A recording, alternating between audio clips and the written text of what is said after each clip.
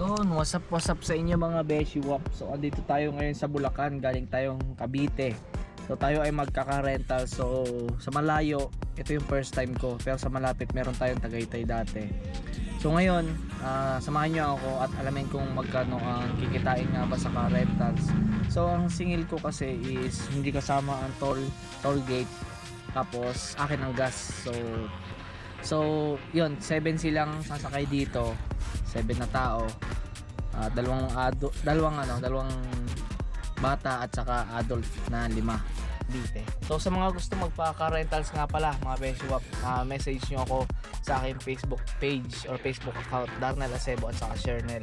So yun lamang, maraming salamat Ma'am Shiana sa tiwala. At ayun, alas 3 ang aming call time. So ang oras is 2:25. So napaka-aga ko kasi ayoko malate syempre. Halos first customer ko to na hindi ko kakilala. Kadalasan kasi is kakilala ko. Hindi ako nagpapaka-rentals na hindi ko kakilala.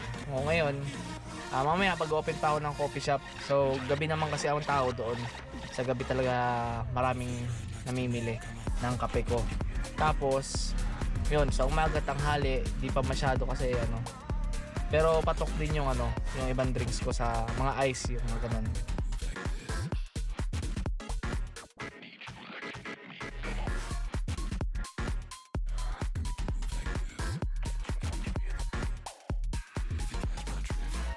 So yun lamang, di ko napapakabahan at tara samahan nyo ako mga Beshiwap at antayin natin sa alas 3.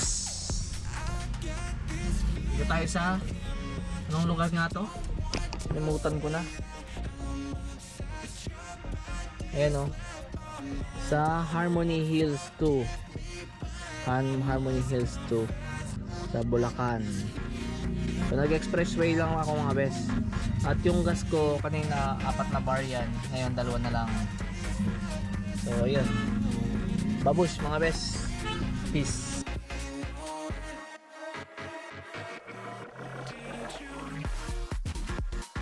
Kuya, okay na po? Apo. Ay,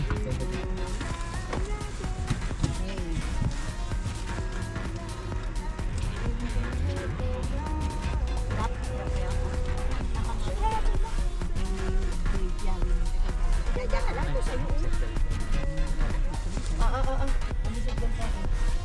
Kailan yung biskita? Ay, kumari ka pa nagreklamo. Coke yung akin, Coke. Wala may isang Coke. Mama, naka na ito sito ha. Coke lang, mama. Tingnan ko.